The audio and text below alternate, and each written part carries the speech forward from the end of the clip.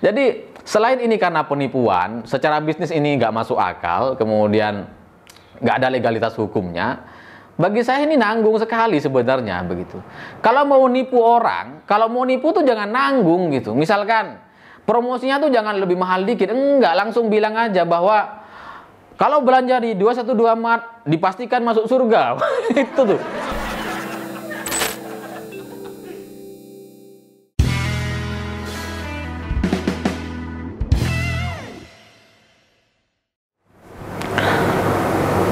Selamat malam para mantan, selamat malam untuk semua kalian yang dulu pernah dimabuk cinta, tapi kemudian di tengah jalan ribut soal harta. Itulah realitas kehidupan kita semua. Jadi di Kalimantan Timur sana, ada 400 orang yang merasa ditipu oleh 212 Mart. Jadi ceritanya pada tahun 2018 lalu, atau beberapa bulan setelah demo-demo itu, demo 212 kan 2017 akhir ya, mereka galang uang, galang dana sampai 2 miliar rupiah dari 400 orang ini. Kemudian uang ini digunakan untuk buka usaha dengan nama 212 Mart. 212 Mart. Jadi setelah mereka bikin galang dana itu, pada Oktober 2020 lalu, beberapa bulan sebelum ini, itu karyawannya nggak digaji, sewa rukonya nggak dibayar, listriknya nggak dibayar, PDAM-nya nggak dibayar.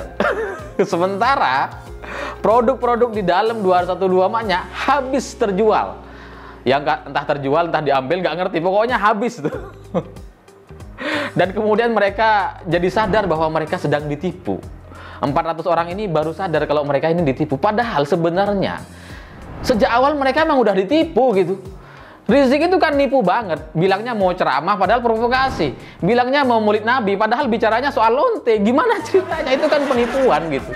Ngakunya ulama padahal narapidana. Ulama keluar masuk penjara gitu ya.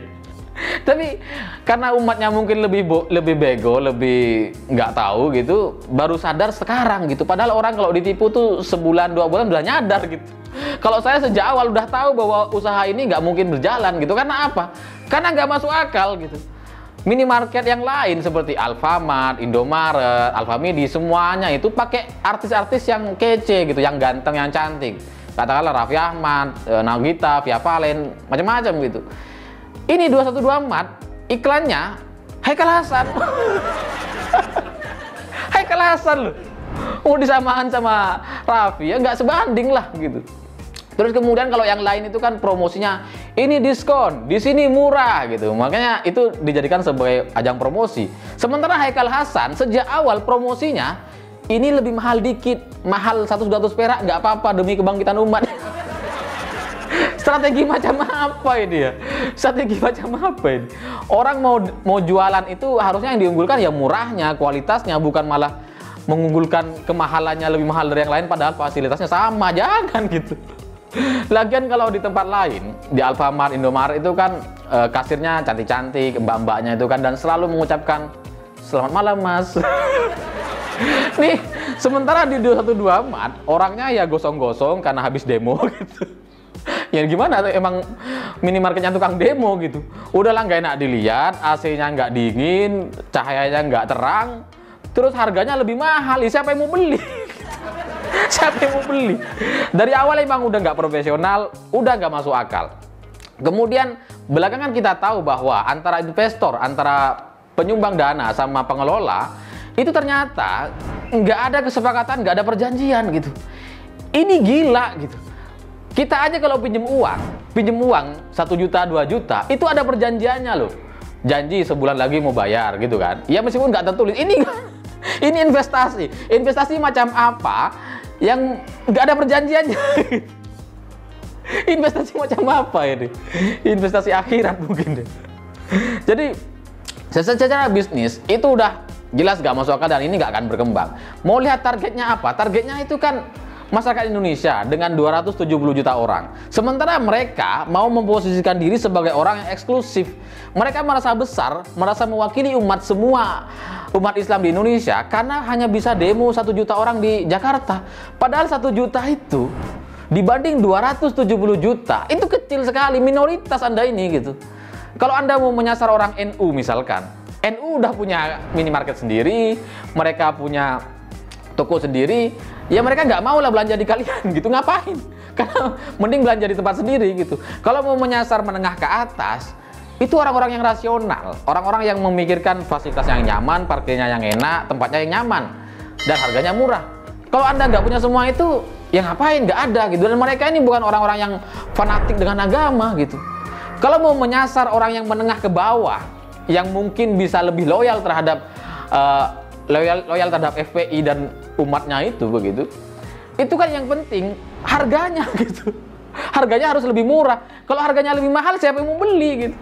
Jadi secara target ini udah nggak ada targetnya gitu, nggak jelas targetnya. Kemudian secara namanya 212. Ini siapa yang mau beli sih? 212 itu kan identik dengan Wiro Sableng gitu kan. Kemudian identik dengan demo, tukang demo. Kemudian mau dipromosikan, dibrandingkan dengan minimarket. Ngapain Anda belanja di minimarket tukang demo gitu? Ya, ini memang, dan memang pada akhirnya bahwa kemudian masyarakat itu sadar, umat itu sadar, mungkin akhirnya mereka menyadari bahwa uang itu nggak ada agamanya gitu. Uang itu nggak ada agamanya. Jadi selain ini karena penipuan, secara bisnis ini nggak masuk akal, kemudian nggak ada legalitas hukumnya. Bagi saya ini nanggung sekali sebenarnya begitu. Kalau mau nipu orang, kalau mau nipu tuh jangan nanggung gitu. Misalkan promosinya tuh jangan lebih mahal dikit, enggak, langsung bilang aja bahwa kalau belanja di 212 Mart dipastikan masuk surga. Itu tuh. Mungkin orang mau belanja ya, tapi mungkin ya. Mungkin orang yang punya uang gitu kan, mau punya uang lebih, atau dikasih promosi yang lebih legend, yang lebih familiar dengan kita gitu ya. Belanja di 212 Mart. Kalau nggak belanja di sini, nggak disolatin kalau mati. Itu legend itu. Legend. Jadi, tapi saya akhirnya sadar gitu, setelah baca-baca dari banyak referensi, saya akhirnya menyadari bahwa mereka ini memang baru sadar itu terlambat gitu. Sadarnya baru sekarang, protesnya baru sekarang, karena sudah nggak ada pegangan gitu. Kalau dulu sebelum ini, itu kan Rizik masih berjaya begitu, masih bisa provokasi, jadi mereka tuh yakin ngasih uang terus begitu ya, nggak merasa ditipu, meskipun tokonya tuh sepi terus, nggak merasa ditipu, karena kalaupun ada masalah, mereka mikir mereka bisa ngadu ke Rizik. Ini pola pikir mereka gitu.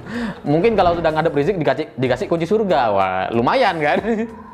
Investasi 10 juta, 20 juta dapat surga, lumayan gitu. Kemudian ini kenapa kemudian ada protes hari ini baru terjadi? Karena semuanya udah ditangkap, Rizik ditangkap, Munarman ditangkap. Jadi mereka udah stres gitu. Tokonya tutup, pentolannya ditangkap, terus mereka mau ngadu ke siapa? Nggak ada. Ujung-ujungnya ngadu siapa? Ngadu ke polisi. Polisi yang mereka anggap zolim, yang mereka anggap anti rezim dan seterusnya, dijadikan jalan keluar gitu. Ini udah bener-bener gak masuk akal. Tapi bagi saya pada intinya kan kasus ini harus diselesaikan, harus diinvestigasi lebih jauh gitu. Karena ada dua kejadian. Di satu sisi ada penipuan luar biasa dengan skema galang-galang donasi, galang dana yang begitu besar begitu, dan nggak tahu ujungnya mau kemana gitu. Sama seperti galangan donasi kapal selam ya, kan udah terkumpul 3 miliar berapa miliar katanya. Itu kan TNI nggak mau gitu. Terus uangnya kemana? Ditilep sendiri pasti. Sama kayak ini nih, 212 ini udah terkumpul uang banyak begitu, ini penyalurannya kemana? Sementara di sisi lain ada cerita bahwa Rizik 3 tahun di Arab Saudi tanpa bekerja bisa hidup mewah. 3 tahun. Itu uangnya dari mana? Ya katakanlah dari Fadlizon, dari Prabowo, dari Tommy Soeharto yang datang berkunjung ke Rizik ke sana, mungkin mereka bayar, mungkin ya. Ya masa enggak sih? Terus kemudian apakah mungkin ada kaitannya dengan ini, dengan 212 Mart ini? Karena bisa jadi uang 212 Mart ini dijadikan logistik untuk membiayai Rizik selama di Arab Saudi selama 3 tahun itu. Bisa gitu. Apa yang nggak bisa? Lawang mereka kan selama ini ketika kita tanya gitu, sebelum Rizik masih di Arab gitu, ketika tanya, gimana ceritanya Rizik bisa hidup 3 tahun di Arab Saudi? Sementara dia nggak kerja, keluarganya hidup mewah, gimana ceritanya? Terus mereka bilang apa? Ya kita umat itu sumbangan, ya umat itu punya usaha, punya 212 Mart dan seterusnya. Itu jawabannya. Dan sekarang 212 Mart-nya penipuan, uangnya nggak jelas kemana, kemudian barang-barangnya sudah habis hilang, dan itu perlu investigasi lebih jauh gitu. Apakah ada kemungkinan uang itu digunakan untuk bayar Rizik? Dan orang-orang yang kabur ini, yang ngikutin jejak Rizik itu harus segera ditangkap para pengurusnya ini ya, karena sudah meresahkan sekali gitu. Kasihan umat itu. Ya meskipun saya nggak setuju dengan 212 gitu ya. Kasihan juga tapi akhirnya, karena ini soal uang. Itu barang yang paling penting di dunia ini gitu ya. Ya soal agama, soal keyakinan dan seterusnya itu ya kita sama-sama belajar. Tapi soal uang, ini nggak ada saudaranya, nggak ada agamanya. Kalau kita butuh, itu harganya sama gitu. Jadi semoga dengan kejadian ini kita jadi lebih waras ke depannya, lebih rasional. Karena kalau sebelumnya mereka bilang jangan belanja di toko Cina, toko Yahudi, toko kafir dan seterusnya, padahal mereknya sama gitu. Misalkan kita beli kecap gitu.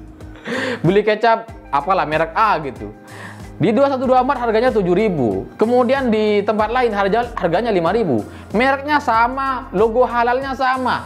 Kira-kira kita mau beli di 212 enggak? Ya enggak lah. Beli di tempat yang lebih murah gitu. Meskipun orangnya yang punya ya Cina, yang kafir, terserah lah. Pokoknya sama kok, yang kita makan kan kecapnya gitu, bukan agamanya. Jadi pada akhirnya saya berpesan kepada teman-teman 212, Rizik, Munarman sudah ditangkap. Mungkin setelah ini Haikal Hasan juga mau ditangkap karena dia adalah aktor atau artis yang menyebarkan promosi-promosi 212 Mart gitu. Harus diinvestigasi, harus dipanggil. Dan pengurus-pengurusnya ada Agim, ada Yusuf Martak, mau yang macam-macam itu juga harus dipanggil apakah mereka ini terlibat begitu. Dan kita harus bereskan kasus ini supaya menjadi sebagai pelajaran bagi seluruh umat 212. Ya kalau di luar umat 212 kayak NU, Muhammadiyah udah tahu bahwa ini penipuan, udah sejak awal mereka tahu gitu. Tapi buat 212 ini meskipun cuma minoritas, meskipun cuma 1 juta orang gitu ya, tapi penting juga untuk kita kasih tahu edukasi agar ke depan mereka nggak mudah lagi ditipu oleh narasi-narasi kebangkitan umat, kebangkitan khilafah. Mau khilafah padahal yang dijadikan khalifah narapidana. Khalifah kok narapidana. Begitulah kura-kura.